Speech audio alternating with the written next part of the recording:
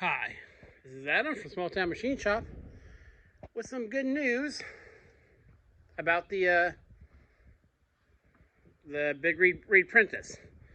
I finally have what I believe to be all the parts. The person I bought this from, as you may know, he tore the thing apart and rebuilt some stuff and didn't get around to putting it together. Well, I've been holding off on this because seems like every 2 months he stops by and drops off a Ziploc bag or a little container of stuff that he thinks goes to it. So I didn't want to get into a part, get to a certain point and then have to stop because there's no instructions to this. I've looked countlessly over the internet and I cannot find,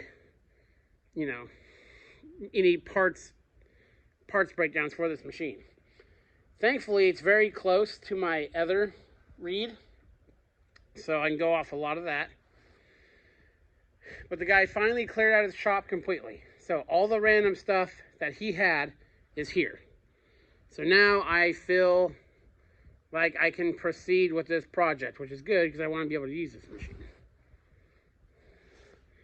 Because where did I put it? He dropped off these shaft sleeves. And he dropped off, where's it? Super important.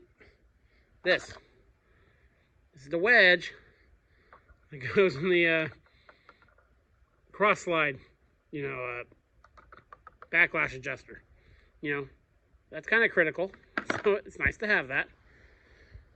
He dropped off, there's a few random stuff, bolts and stuff like that. I got some new felt for wipers. And, he also dropped off a bunch of bolts. So now we can go ahead with this lathe. Now,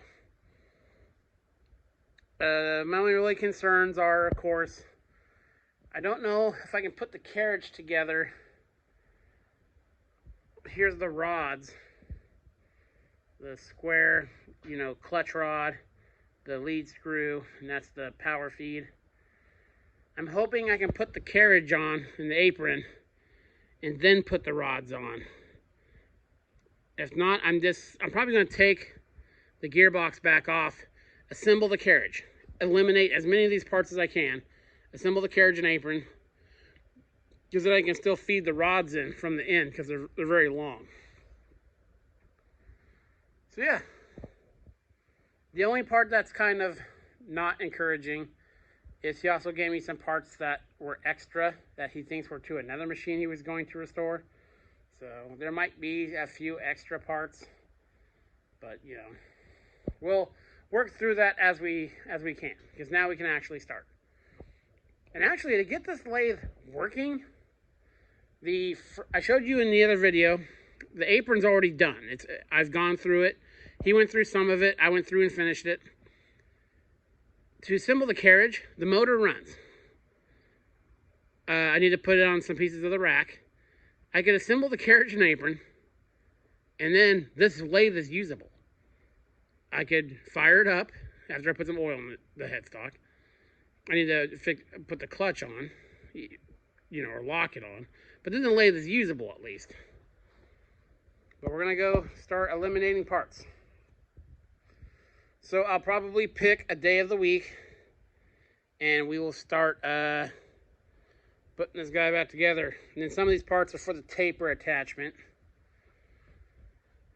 So yeah, very cool. I've wanted to get this lathe done for a while. I talked to him again. He was a lifetime machinist for a bus repair. Well, he worked at a machine shop for a long time. He retired at a bus repair place. So he said he measured everything, and this lathe was still in really nice shape. There's no discernible wear ridge. But he has some nice machines, and he said he would not have taken the time to do all this and go through the gearboxes and stuff if he didn't think it was going to be a nice, tight machine. So we're going to start putting it together. It's very cool. I've done some work on the headstock, as you've seen. I fixed the clutches and brakes in there. So we got to get all the linkages done. So yeah, very cool. I'm going to, one of the main reasons I'm going to video this is if someone, now I know the chances of this are extremely unlikely, but if someone has a reed-prentice lathe of similar vintage, this could be something that might help them, see me put this together. So I'll probably be very descriptive with the titles, like carriage apron, all that stuff. Yeah, it's time to start putting this jigsaw puzzle with no instructions back together. Yeah, this is Adam from Small Town Machine Shop. Please comment, like, and subscribe, and thanks for watching.